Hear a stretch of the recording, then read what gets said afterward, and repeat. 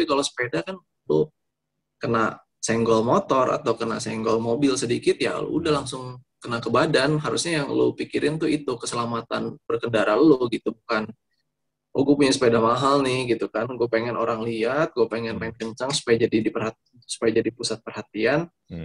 End up ketika lu disenggol dikit ya gitulah.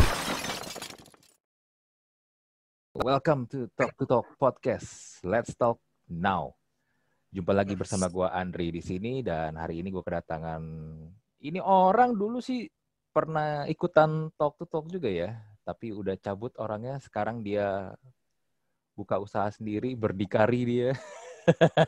Aktif di sepeda dan juga mulai merintis bisnis jersey sepeda. Namanya Cycling. Apa kabar, Bri? Baik-baik, Ko Andri. Apa kabar? Iya. Bri, gimana? Yes. Kita ngobrol ini kejadian pas recording ini kejadian kemarin kan lagi rame gara-gara sepeda nih. Kan lu sekarang juga aktif di sepeda. Iya. Nah, lu ngelihatnya gimana sih ini sebenarnya fenomena Ini pesepeda?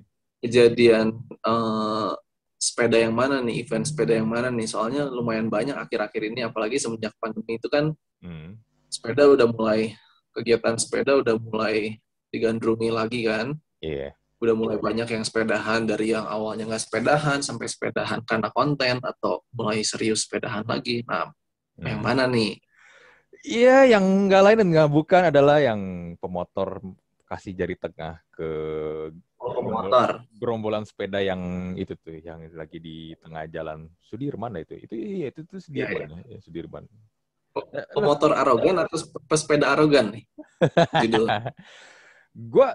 Gue nggak bisa bilang si pemotor itu bener, karena dia juga ya lu kasih jari tengah ke orang lain itu kan kayak ini lah ya, nggak sopan lah ya, nggak baik lah ya. Tapi kan yang gue lihat nih, ini nih sebagai orang awam ya, sebagai orang netral yang gue melihatnya, mungkin orang ini kesel karena ngelihat si rombongan sepeda ini di tengah-tengah.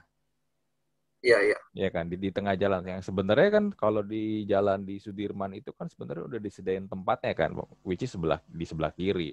Tapi kan ini di tengah-tengah jalan nih. Nah, lu gimana nih sebenarnya ngelihat fenomena-fenomena seperti ini sih?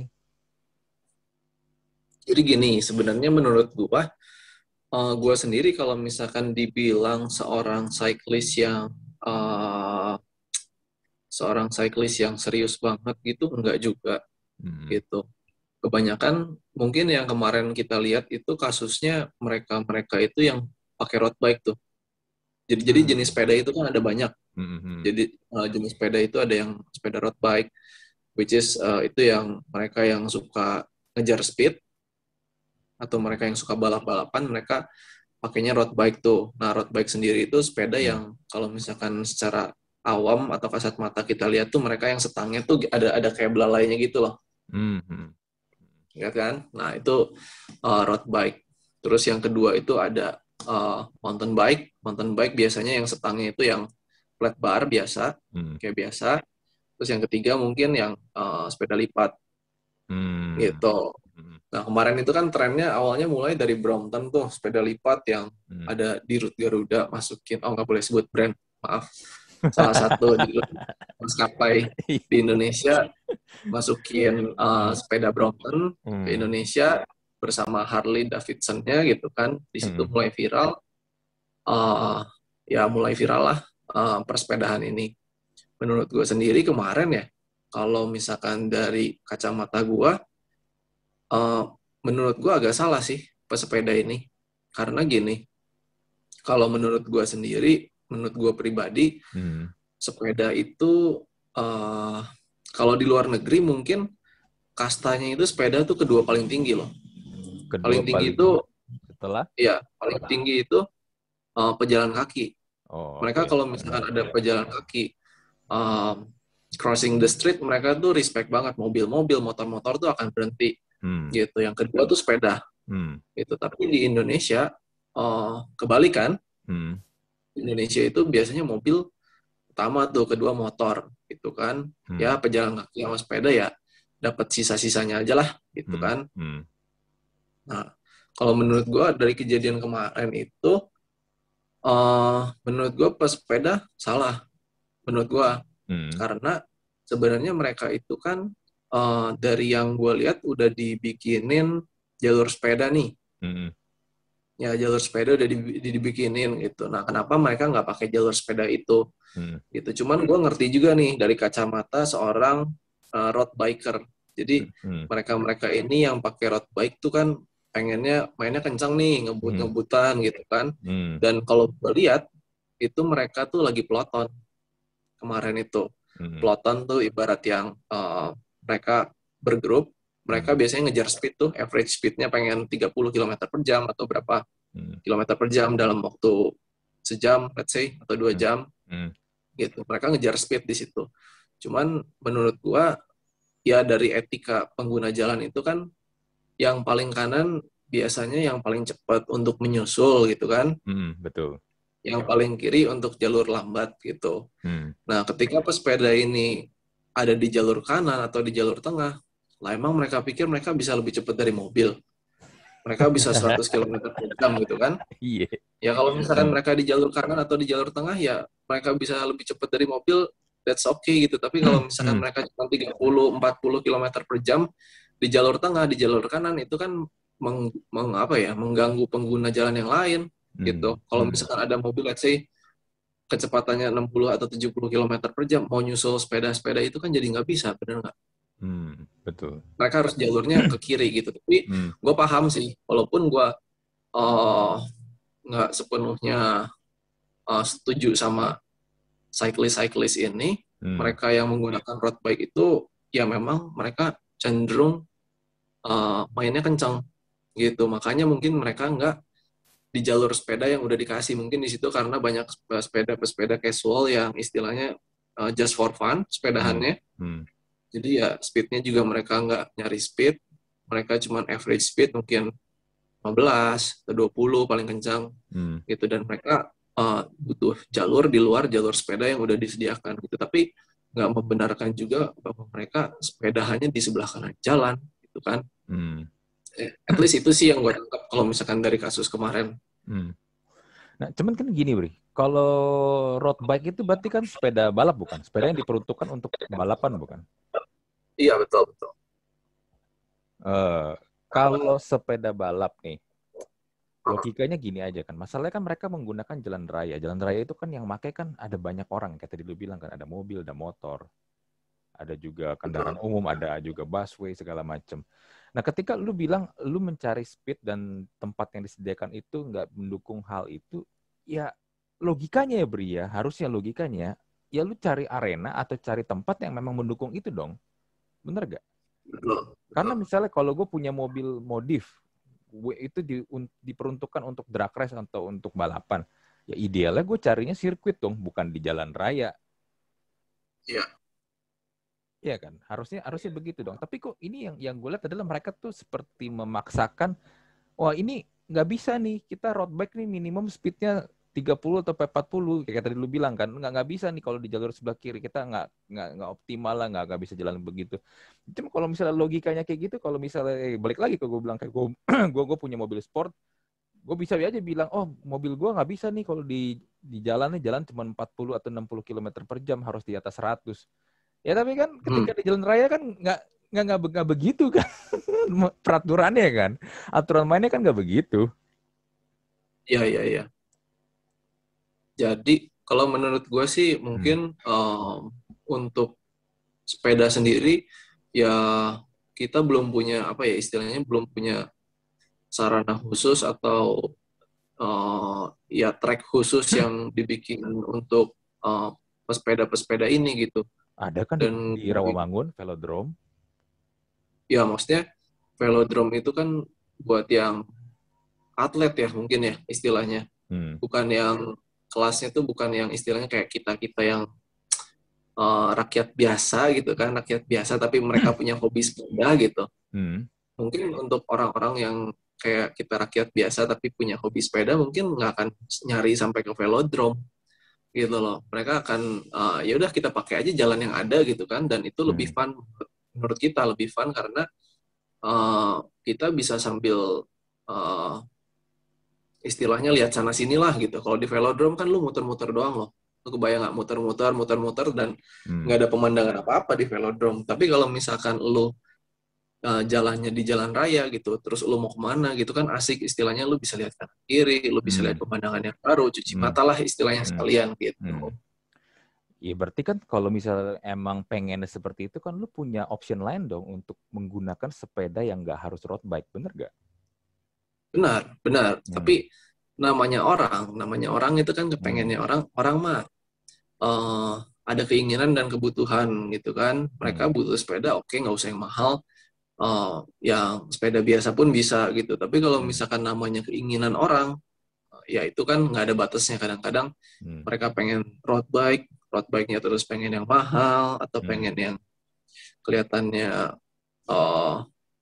gengsi lah, adu gengsi atau gimana, itu kan akan selalu ada gitu. Nah, menurut gua keinginannya mereka itu ya itu udah di atas kebutuhan sebenarnya. Jadi mereka udah self actualization-nya, oh, gue cyclist nih, gue pengen road bike, gue pengen main kencang. Ya kejadiannya seperti yang kemarin kita lihat jadinya gitu. Tapi itu jadinya ini nggak sih? Gimana ya? Ya kalau orang pada komen-komen di Twitter atau di Instagram pada bilang yang digoes tuh sepedanya, jangan egonya. Kalau kayak begitu kan yang digoes jadi egonya kan? Benar. Apalagi mereka dengan menggunakan jalur kanan ya, gitu. Tapi gue juga nggak bisa ngomong banyak karena itu kan gue cuma lihat dari sepenggal foto ya. Apakah kalau misalkan mereka memang pengen di depan mereka itu ada belokan ke kanan dan mereka bertujuan belok ke kanan, ya dari foto itu nggak ada salahnya sih kalau misalkan memang case-nya seperti itu. Berarti mereka belok ke arah kanan untuk di depannya selanjutnya belok ke arah kanan gitu. Tapi kalau misalkan itu jalan lurus doang, kalau misalkan Sudirman itu kan lurus ya kebanyakan ya, lurus dan panjang gitu. Tapi kalau misalkan itu di Sudirman lurus terus di kanan, ya menurut gua agak salah juga gitu. Tapi yang uniknya, FYI kemarin itu gue tuh baru sadar bahwa salah satu rombongan peloton itu adalah senior gue di teknik perminyakan dulu. Itu. Jadi dia memang ya bisa dibilang udah semi atlet lah. Gitu. Semi atlet. Dia ada di situ. Maksudnya gimana semi atlet tuh?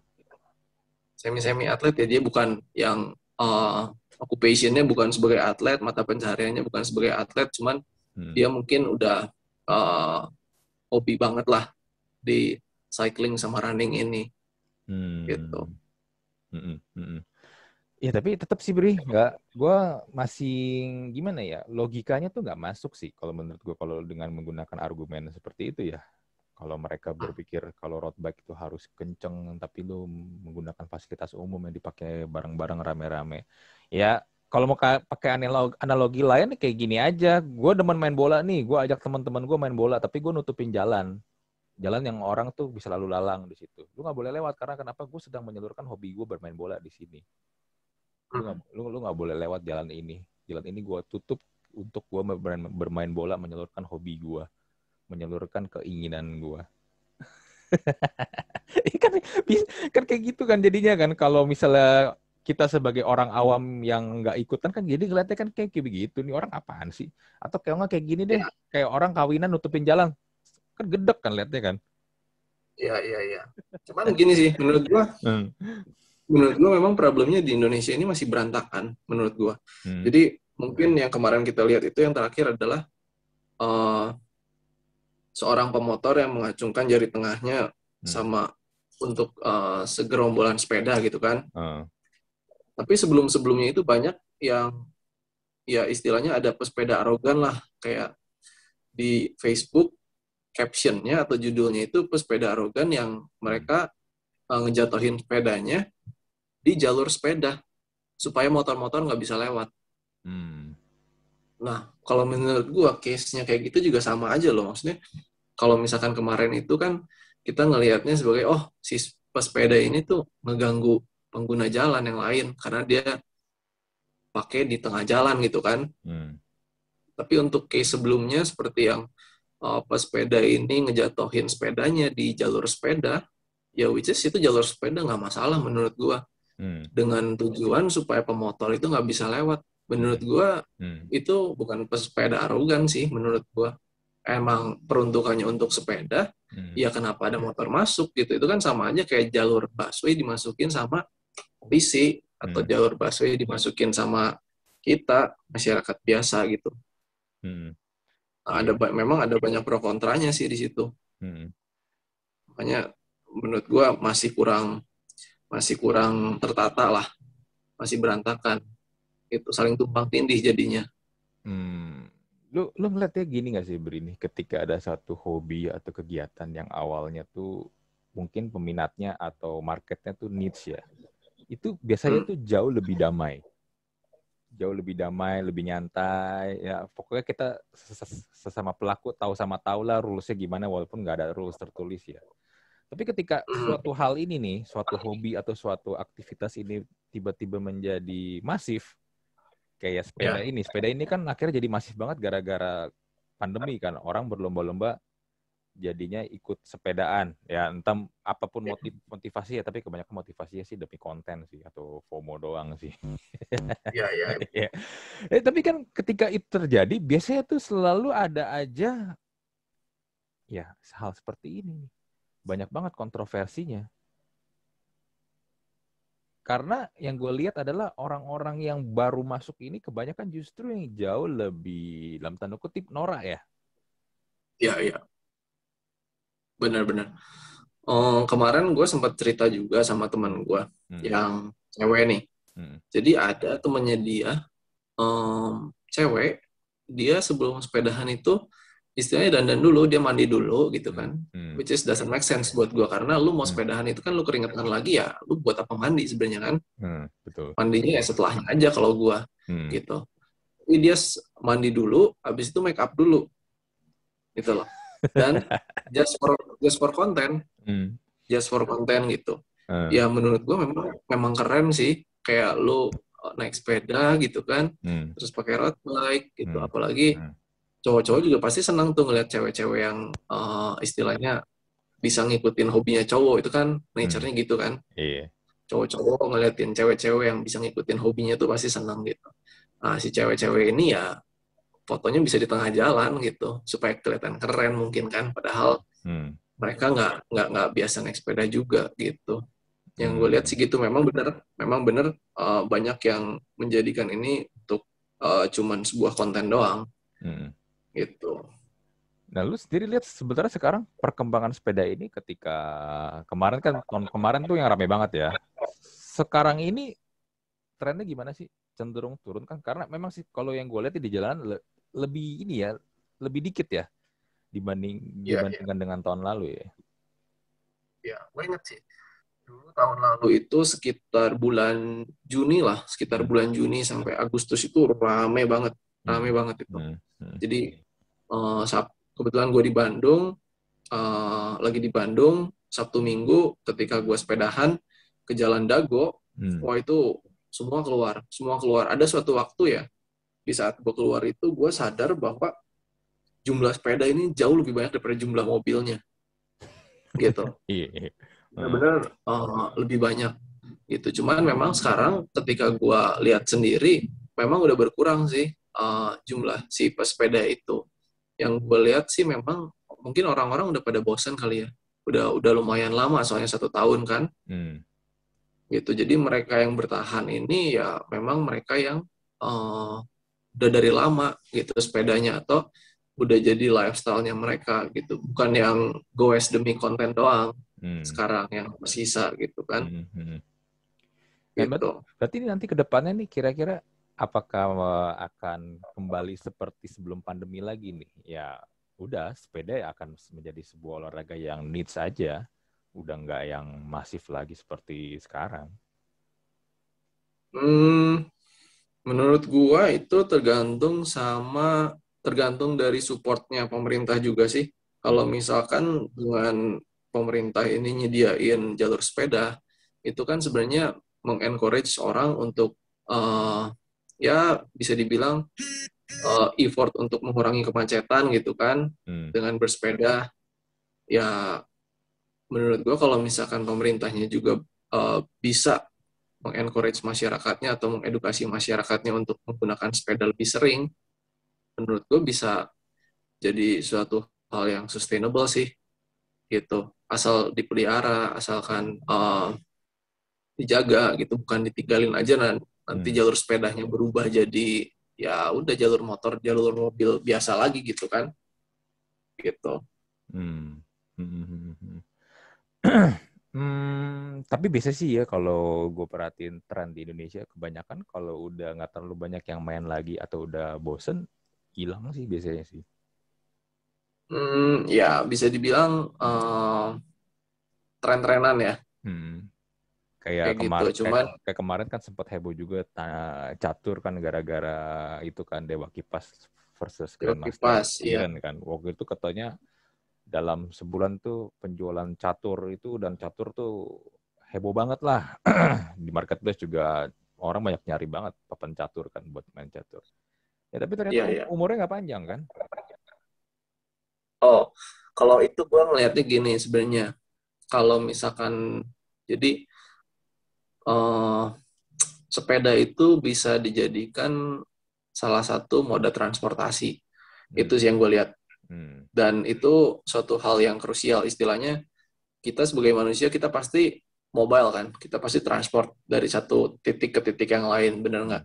Cuman caranya aja macam-macam. Caranya aja beda-beda. Mungkin ada yang pakai mobil pribadi, mungkin ada yang pakai motor, atau mungkin ada yang pakai public transportation kayak busway atau LRT. Dan salah satunya sepeda juga. Gitu. Jadi mobility atau transportasi ini menurut gue tuh jadi suatu hal yang krusial lah dan nggak mungkin bisa dihilangkan gitu. Jadi untuk sepeda sendiri ini menurut gue kalau misalkan ditanyanya akan berkembang atau enggak, itu lebih ke preferensi sih. Jadi mereka yang mungkin suka sama olahraga atau mereka yang mungkin lebih istilahnya punya hobi lebih di sepeda atau di cycling gitu, mereka akan terus maintain itu. Jadi nggak akan hilang gitu aja.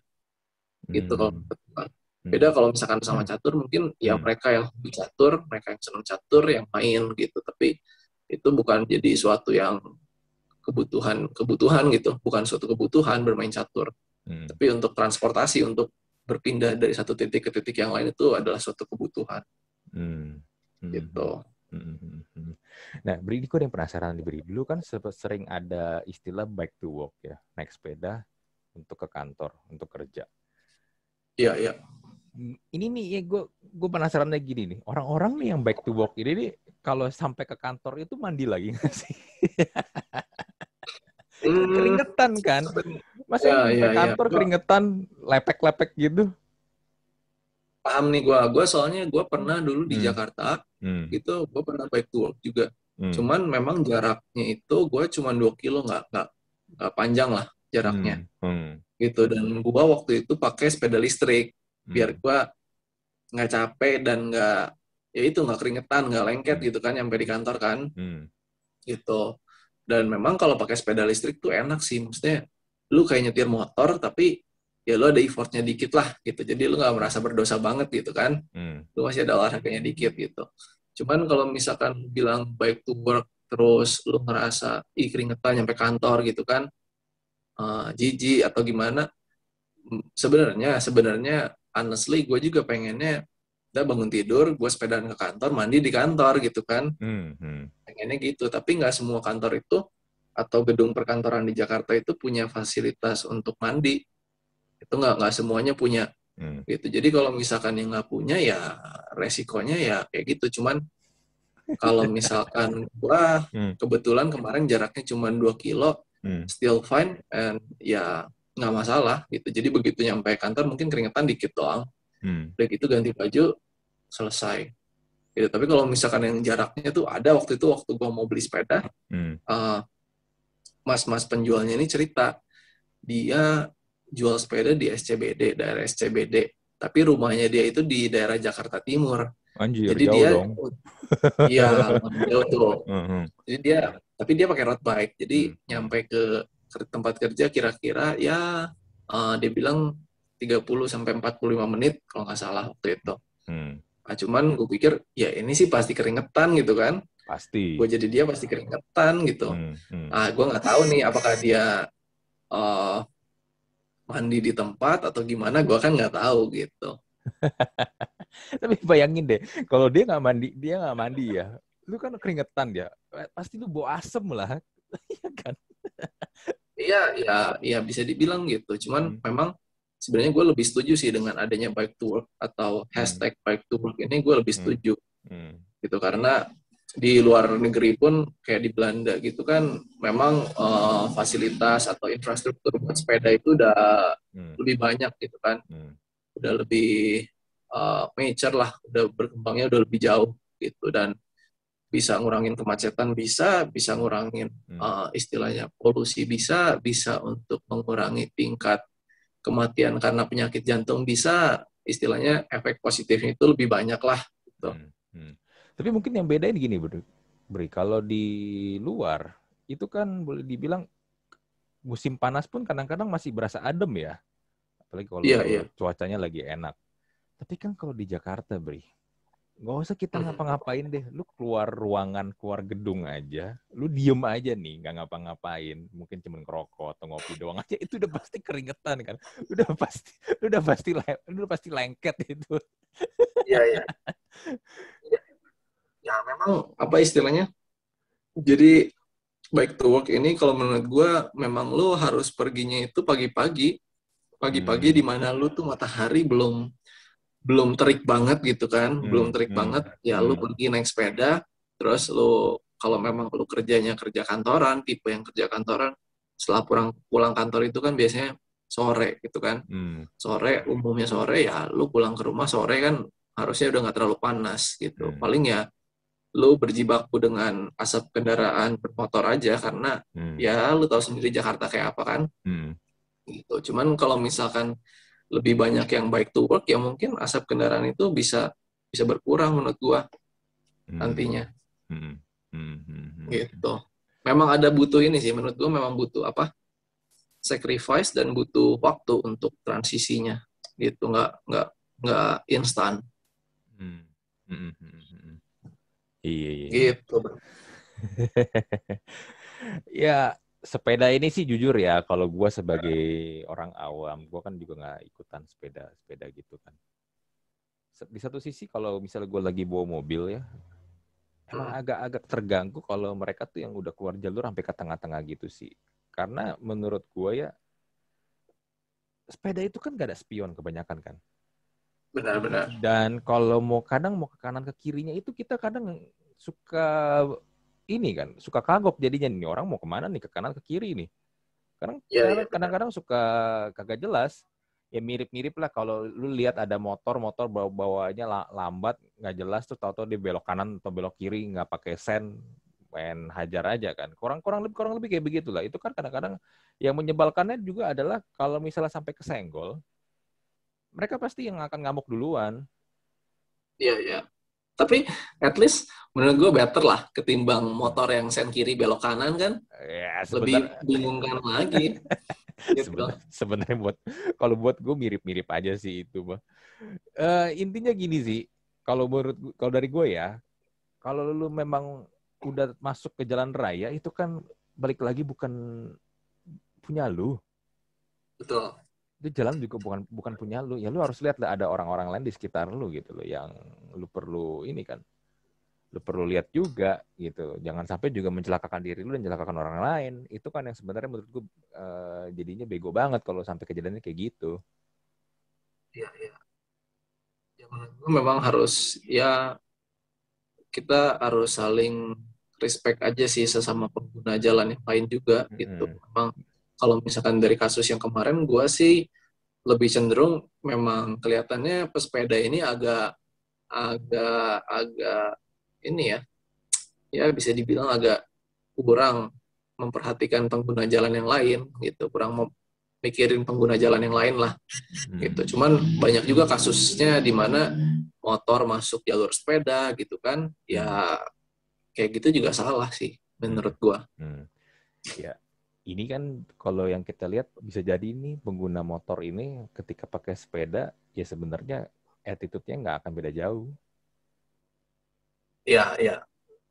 Cuman kendaraannya aja nih berganti, tapi ya orangnya sama. Attitude-nya kurang lebih pasti akan sama juga ketika pakai jalan. Iya. Setuju, Bang, setuju. Kemarin tuh gue sempat lihat di Twitter, gue nggak tahu ini bener atau enggak ya, tapi kan narasi yang dibangun di Twitternya adalah ada satu pesepeda cewek itu katanya kena diludahin sama ini pemotor. Gak lama setelah kejadian yang itu tuh, yang jari tengah itu tuh. Nah, gue nggak tahu apakah ini memang benar, narasi yang dibangun ini benar atau enggak. Tapi kalau misalnya emang ternyata itu benar, dan ini adalah bagian atau buah-buah dari kejadian yang jari tengah itu, ya bisa jadi ini akan menimbulkan perspektif buruk yang pastinya ke para sepeda. Sama juga kejadian ini juga akan bisa terulang lagi nih. Sepeda jadi public enemy nih nanti nih, untuk banyak orang jadinya. Apalagi kan pesepeda ini kan juga identik dengan orang-orang kaya kan, karena harga sepedanya kan juga nggak murah loh. Iya, iya, iya. Ya menurut gua itu balik lagi ke toleransi ya. Kadang mereka yang punya motor pun punya sepeda sebenarnya. Iya kan, makanya Mereka yang punya motor pun punya sepeda. Cuman kendaraannya Gitu. doang beda Tapi kan, orangnya sama. palingnya sama. Gitu. Cuman kalau misalkan yang pemotor-pemotor ini, pemotor-pemotor yang istilahnya ya sesuai yang lo bilang, kalau misalkan narasi ini dibangunnya benar, gitu. Pemotor yang meludah ini ketika mereka dikasih sepeda mahal pun, ya mereka berharap ya nggak akan diludahin atau apa dan dihormati sama pemotor yang lain kan. Gitu menurut gue sih mungkin pemotor-pemotor ini belum pernah merasakan di posisi pesepeda menurut gue kalau gitu ya. Kalau misalkan memang narasi yang dibangun benar gitu. Gimana ya? Kalau menurut gue sih memang ada sebagian orang yang memang kalau dikasih power atau dikasih tanggung jawab atau dikasih duit itu jadinya lepas kontrol sih, karena merasa oh gue dapet ini nih power nih, tapi nggak bisa ini mempertanggungjawabkannya. Ya kalau kita lihat sepeda, mereka punya sepeda, sepedanya mahal, sepedanya road bike, kalau mau pakai road bike harus ngebut, ya jadinya mereka merasa harus seperti itu, tapi lupa tanggung jawabnya. Iya, sebenarnya istilahnya kalau itu gue kurang setuju, itu lebih ke mindset dari personalnya sebenarnya. Jadi mereka istilahnya mereka sadar bahwa mereka punya sepeda mahal, tapi menurut gue itu nggak menjustify mereka bahwa oh ini lo gue punya sepeda mahal, lo harus menghormati gue gitu. Sebenarnya yang harus ditanamin di dalam otak lo sebagai pesepeda menurut gue, oke, gue punya sepeda mahal, itu cuman buat sarana untuk apa ya, istilahnya gue hobi, gue senang untuk kepuasan pribadi lah gitu. Tapi ketika lu masuk ke jalan, lu harusnya ingat bahwa lu tuh sepeda doang gitu kan. Lu sepeda disenggol motor, disenggol mobil aja ya lu udah keok gitu, lu mati gitu kan. Istilah kasarnya gitu. Lu nggak punya, kalau mobil kan lu ketabrak masih lu mungkin nggak langsung kena ke badan gitu kan, lu masih ada yang ngelindungin gitu. Tapi kalau sepeda kan lu kena senggol motor atau kena senggol mobil sedikit ya lu udah langsung kena ke badan. Harusnya yang lu pikirin tuh itu keselamatan berkendara lu gitu, bukan oh gue punya sepeda mahal nih gitu kan, gue pengen orang lihat, gue pengen main kencang supaya jadi pusat perhatian. End up ketika lu disenggol dikit ya gitulah. Nih, gitu menurut gue. Kalimat lu bagus nih, Bri. Ntar gue jadiin teaser di depan. Terima kasih. Gue taruh jadi teaser di depan. Buat ini, Apa nih kalimat? buat memancing emosi orang. Apa nih kalimatnya nih? Yang tadi lu ngomong, gue jadiin teaser di depan. Oke.